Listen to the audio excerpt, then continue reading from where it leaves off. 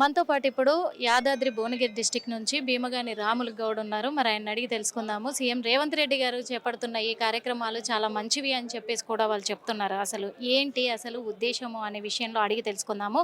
Sir నమస్తే అండి. Sir ఇప్పుడు ఇక్కడ మరి సినీ ప్రముఖులందరూ కూడా సీఎం రేవంత్ రెడ్డి గారితో సమావేశం అయ్యారు అక్కడ లోపల. అంటే ఎలాంటి సమావేశం జరుగుతుందంటారు? అసలు ఏంటి అసలు అంటే మీరు చనిపోయిన మహిళ తరఫున మాట్లాడుతున్నారా, లేకపోతే ఈ బెనిఫిట్ షేర్లు ఇవ్వద్దని చెప్తున్నారా, కావాలి ప్రజలకు అని చెప్తున్నారు? మేము సీఎం మంత్రి రేవంత్ రెడ్డి గారికి ఈరోజు ఈ సినీ పరిశ్రమతో మీటింగ్ పెట్టినందుకు అభినందనలు, ధన్యవాదాలు, హర్షం వ్యక్తం చేయడానికి వచ్చినాం.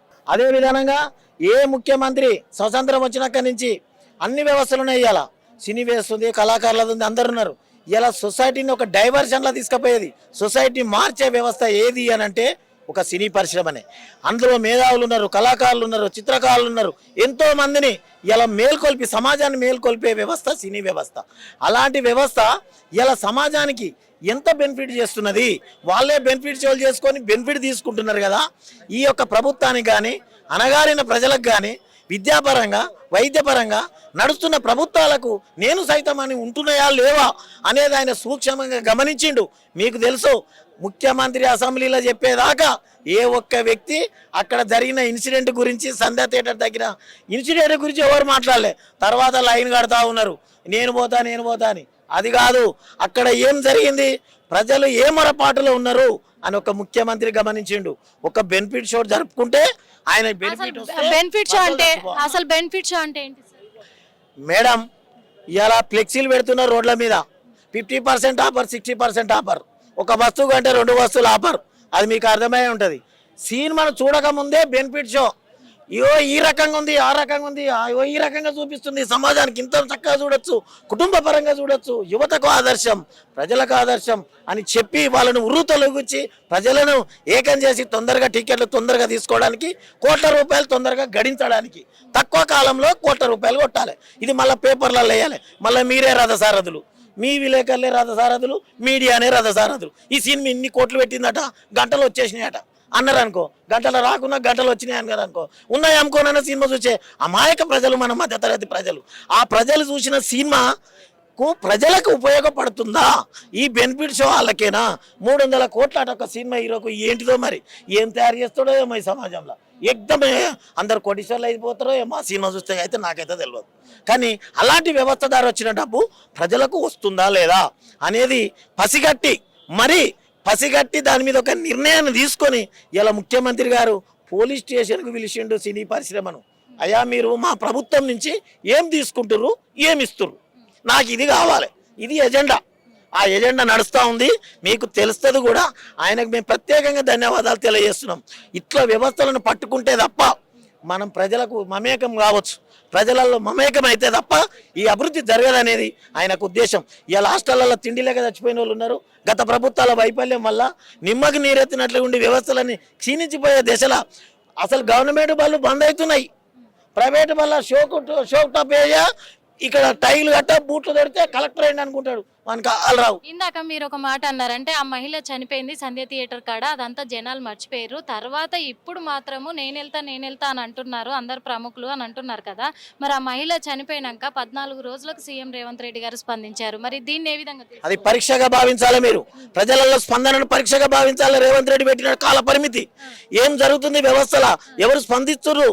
నా దాకా వస్తున్నట్టుందంటే లైన్ ఆయన దాకా వచ్చింది, నా దాకా లైన్ వచ్చింది, ఎవరు ముట్టుకుంటలేరంటే నేను ముట్టుకున్నా అని ముట్టుకొని మాట్లాడితే తప్ప అప్పుడు ట్రైన్ జరిగిందండి. ఈ వ్యవస్థ మీద స్పీడ్ జరిగిందండి, జరగలేదండి, బయటికి రాలేదండి. ఎంతసేపు ఆ చిత్ర హీరోనే చూపిస్తున్నారు. రాత్రి బేలు వస్తుందట, లోపలికి ఇంకా గంట గిడదలు అవుతాడట. అరే పిల్లగానికి ఆక్సిజన్ అంత లేదు, బ్రెయిన్కు ఏ స్థాయిలో ఉన్నది ఆక్సిజన్ పర్సెంటేజ్ ఎంతలో ఉన్నది, ఎంత పర్సెంటేజ్ దూరంలో ఉన్నాడు, ఆ పర్సెంటేజ్ పెరుగుతుందా తగ్గుతుందా, వైద్యం ఏ రకమైన వైద్యం ఇస్తున్నాము, మేము చూడడానికి ఏడున్నాం మేడం. మాది ఊరు అది కాదు కదా. మీరు మేడం అది అక్కడ భద్రత ఉంటది, పోనీయరు, మమ్మల్ని పోనీయరు మేడం. మాకు తెలిసి మేడం, సెలబ్రిటీలు రోడ్డు మీద నిలబడితేనే అద్దం పెట్టుకొని పోతారు, మమ్మల్ని పోనిస్తారు మేడం, పోనీయరు మేడం. మేమా ఈరోజు ప్రయత్నం చేస్తున్నాం, ఇక్కడి నుంచే సార్ దగ్గర నుంచే ప్రయత్నం చేస్తున్నాం పోతామని. అక్కడ కూడా మేము చేస్తాం, మామూలుగా పోనీయర్ అని పోలే మేడం. వాళ్ళు కూడా అదే కదా మరి, ఆయన పెద్ద సెలబ్రిటీ కాబట్టి ఆ రోజు ఆయన వల్లే అది జరిగింది కాబట్టి మళ్ళీ నెక్స్ట్ డేనే హాస్పిటల్కి పోతే ఇంకా ఎక్కువ మంది వచ్చే అవకాశం ఉంది కాబట్టి పర్మిషన్ కూడా ప్రభుత్వమే ఇయ్యలేదని అంటారు కదా. ఆ తప్పు మేడం. బౌన్సర్లో 150 మంది ఉంటారు ఆయన దగ్గర, ఆయనకేంది మేడం? మళ్ళీ అదే బౌన్సర్లను వేసుకొని అడిగొస్తే మళ్ళీ కేసు అవుతుంది. సిపి గారి దగ్గర పర్మిషన్ తీసుకొని కూడా నా వల్లనే జరిగింది, నా బెనిఫిట్ షోతోనే జరిగింది, నేనే బాధ్యుని కావచ్చు అమ్మా, ఖచ్చితంగా నేను పోతా సార్ అంటే ఎవరైనా, ఇప్పుడు నేను కింద పడితే కూడా నా వల్లనే జరిగిందని కూడా వస్తారు ఎవరైనా. ఆ రకంగా చెప్పి ఆయన నీలాంటి విలేకరుల ద్వారా కూడా సమాచారం ఇవ్వచ్చు. అయ్యా నేను వస్తే నన్ను పోనిస్తలేరు ఆయన, నేను వాళ్ళకి ఏదైనా సహకారం చేద్దామని వస్తే నన్ను పోనీయవటం లేదు, నా బాధ్యతగా వచ్చిన నేను ఆమెను కలిసేంత వరకు ఇక్కడి నుంచి కదలను, బాబును కలిసేంత వరకు నేను ఇక్కడి నుంచి వెళ్ళను అంటే కూడా ఖచ్చితంగా ఆయన కదిలిచ్చేవాళ్ళు.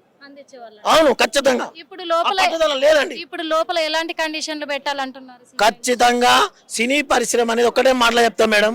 సినీ పరిశ్రమ ప్రజల అవసరాలకు ప్రభుత్వ అభివృద్ధికి, ప్రజల అభివృద్ధికి తోడ్పడాలనేదే రేవంత్ రెడ్డి ఎజెండా. అది ప్రజలు ఏ మధ్యతరగతి ప్రజలైతే నిన్ను ఆస్వాదిస్తున్నారో ఆ మధ్యతరగతి ప్రజలకు మేము సైతమని మీ వ్యవస్థ ఉండాలి, అండగా ఉండాలి. అది ఏ రకంగా ఉంటారు మీరు? ఏది ఎంచుకుంటారు? విద్యను ఎంచుకుంటారా, వైద్యాన్ని ఎంచుకుంటారా, ఇంకే రకంగా ఎంచుకుంటారు అనే దాని మీదనే విద్య నడుస్తుంది. అయితే ఒక మాట, మీరు మధ్యతరగతి వాళ్ళు కదా, మధ్యతరగతి వాళ్ళ గురించే నేను అడుగుతున్నా. ఇయ్యాల గవర్నమెంట్ హాస్టళ్లలో గురుకులాలలో ఉండేది ప్రతి ఒక్కరు కూడా మధ్యతరగతి కుటుంబాలకు సంబంధించిన విద్యార్థులే. వాళ్ళందరూ కూడా ఫుడ్ పాయిజన్ అయ్యి చాలా వరకు 56 మంది, ఒక సంవత్సరంలో 56 మంది చనిపోవడం జరిగింది. వాళ్ళ పట్ల ఎందుకు ఒక్కరు కూడా వచ్చి మరి ఇలాంటి న్యాయం కోరుకోవట్లేదు, ఇలాంటి ధర్నాలు చేసలేరు, ఇలాంటి న్యాయం చేసలేరు, ప్రభుత్వం తరఫు నుంచి ఎలాంటి వాళ్ళ కుటుంబానికి సహాయ సహకారాలు ఎందుకు అందిస్తలేరు, అందించాలని ఎవరెందుకు పోరాడు? ట్రిపుల్ ఐటీలో చూసిరు మేడం, ట్రిపుల్ ఐటీలా అక్కడ ఎవరు సబితా ఇంద్రారెడ్డి, కేటీఆర్ కూడా పోయి ధర్నా చేస్తే కూడా స్పందించలేదు ఆ గవర్నమెంటే. అంటే ఆ వ్యవస్థ, మేము అదే చెప్తున్నా, ఆ గవర్నమెంట్ ఫలితాలు ఇవాళ ఫుడ్ పాయిజన్ చచ్చిపోతారని ఇవాళ రేవంత్ రెడ్డి గారు రాష్ట్ర వ్యాప్తంగా సేమ్ ఒకటే మెను. ఇలా టమాటా కూర ఉండాలంటే ఇలా టమాటా కూర, ఇలా ఎగ్గు ఉండాలంటే ఎగ్గు, శనివారం ఎగ్గు, ఆదివారం మటన్, సోమవారం చికెన్ అని స్టేట్ నిన్నగాక మొన్ననే మరి శంషాబాద్ లో కూడా జరిగింది ప్రక్షాళన అనేది జరుగుతుంది మేడం. ప్రక్షాళన జరిగినలో భాగంగానే మీకు అది మీకు అర్థమవుతుంది. ఎందుకంటే నేను దాని మీద వ్యవస్థ ప్రక్షాళన అనేది జరుగుతున్న తరుణంలో జరిగేటువంటి మార్పులు. ఇప్పుడు ప్రక్షాళన జరుగుతుంది జరుగుతుంది జరుగుతుంది అంటున్నారే, మరి చనిపోయిన కుటుంబాలకు ఏంటి న్యాయం? అది ఎవరు చేస్తారు? ప్రభుత్వం అండంగా ఉంటుంది మేడం, ప్రభుత్వం అండంగా ఉంటుంది. మా స్థాయి అని అంటలేను, మా స్థాయికి మించే మాట్లాడతలేము. ప్రభుత్వం రేవంత్ రెడ్డి గారి దృష్టిలో ఉన్నది. అందుకే ప్రతి జిల్లా అధికారులు, మంత్రులు ఇలా మీరు హాస్టళ్లలో నిద్రించాలి, వాటిని పర్యవేక్షించాలి, తక్షణం వాళ్ళ మీద చర్య తీసుకోవాలి. వాళ్ళకు నిధులు కూడా పెంచిండు, వాళ్ళ అమ్మ ఆదర్శ పాఠశాలలను పెట్టిండు, కమిటీలు వేసిండు. ఇలా నేనే చెప్తున్నా మేడం, సాక్షిని, నేను 2 సార్లు సర్పంచి. అక్కడ టాయిలెట్లు, స్కూలు దాదాపు నిర్మాణం చేసినాం, వంటగదులు నిర్మాణం చేసినాం. యథావిధిగా ఫుడ్ ఇప్పటి వరకు కూడా పాయిజన్ కాకుండా ఒక పర్యవేక్షణ కమిటీ, అక్కడ విద్యా కమిటీ చైర్మన్ పెట్టినాం. ఖచ్చితంగా నడుస్తున్నది. ఆ వ్యవస్థను రేవంత్ రెడ్డి గారు పెట్టిండు, అది పటిష్టంగా నడుస్తున్నది. ఇంకా మొద్దు బారి నిద్రలో ఉన్నటువంటి వార్డెన్లు, లెక్చరర్లు వీళ్ళంతా నిద్రలో ఉన్నారు. గత ప్రభుత్వాల యొక్క గాలి ఆక్సిజన్ నిండి ఉంది, అదంతా బయటికి పోతే తప్ప మనం జర తొందరగా కోలుకోం మేడం. ఇది మంచిగా జరుగుతుంది. ఒక్క విద్యార్థి వచ్చినా గవర్నమెంట్ పాఠశాల నడపాలన్నాడు, గవర్నమెంట్ పాఠశాల ఉండాలన్నాడు. ప్రైవేట్ పాఠశాలలు ఇలా అరించేస్తున్నాయి గవర్నమెంట్ పాఠశాలలో సుశిక్షులైనటువంటి విద్యావంతులు ఉంటారు. మరి మొన్నటిదాకా చూసుకున్నట్లయితే మొన్ననే హైదరాబాద్ నగరంలోనే జరిగింది, ఇప్పటిదాకా ఊర్లలోకి రాలేదు. ఒక హైడ్రాన్ తీసుకొచ్చి ఇండ్లు గులగొట్టిరు. ఇండ్లు గులగొట్టినాక కూడా కొంతమంది, అంటే ఒక 2-3 అయితే వాళ్ళు గుండెపోటుకు కూడా గురై చచ్చిపోవడం కూడా జరిగింది. మరి వాళ్ళ కుటుంబాలకు కనీసము ఇప్పుడు 2 కోట్లు ఈ మహిళకి చెందించారు కదా సినీ ప్రముఖులంతా కూడా, కనీసం ఒక 50,000 కూడా ఏ కుటుంబానికి ఇచ్చిన దాఖలాలు కూడా లేవు. మరి దానికి మేడము మా స్థాయికి మించి కూడా మాట్లాడుతున్నాము. ఆ హైడ్రా అనేది కూడా ఒక ఫస్ట్ వ్యవస్థను తీసుకొచ్చిండు, ఆక్రమణలు, పర్యావరణాన్ని, అది జరుగుతూ ఉన్నది.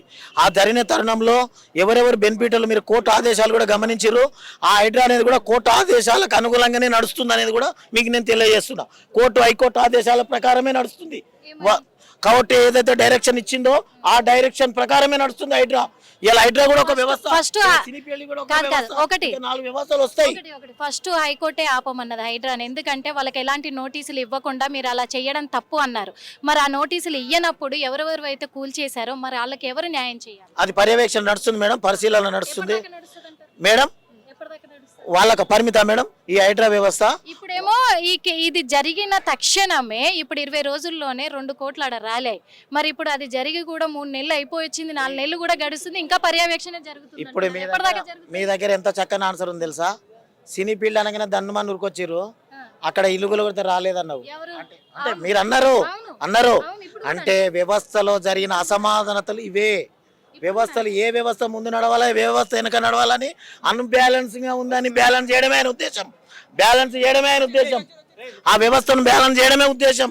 కామన్ పీపుల్ ఎవ్వరు కూడా ఇక్కడ లేరు, కానీ వీళ్ళు కామన్ పీపుల్ ఇక్కడ ఉన్నారు అని అంటే కూడా ప్రభుత్వం తరఫున మనుషులని తెలిసిపోతుంది ఇక్కడ. ఎందుకంటే మరి ఇక్కడ మరి పైసలు ఇచ్చి పెట్టారా మరి లేకపోతే పెయిడ్ ఆర్టిస్టులు అర్థం కావట్లేదు. పెయిడ్ ఆర్టిస్టుల మీద వచ్చి ఇక్కడ మాట్లాడుతున్నట్టుగా క్లియర్ గా మనకు అర్థమవుతుంది. ప్రజలకు అన్యాయం జరుగుతుంటే అప్పుడు రాని మా కామన్ పీపుల్స్ ఈ రోజు ఇండస్ట్రీ విషయంలో ఇలా జరిగినందుకు ఎందుకు ఇంతగా వాదిస్తున్నారు అంటే వాళ్ళ దగ్గర సమాధానం లేదు. ఇంకొకటి ఏంటంటే హైడ్రా వల్ల కూలగొట్టిన ఇండ్లకు అందరికి కూడా న్యాయం జరిగించే విషయంలో ఎందుకు మీరందరూ ఏమైపోయారు అంటే అక్కడ పర్యవేక్షణ జరుగుతుంది అంటున్నారు, దానికి కూడా ఇంకా సమాధానం లేదు.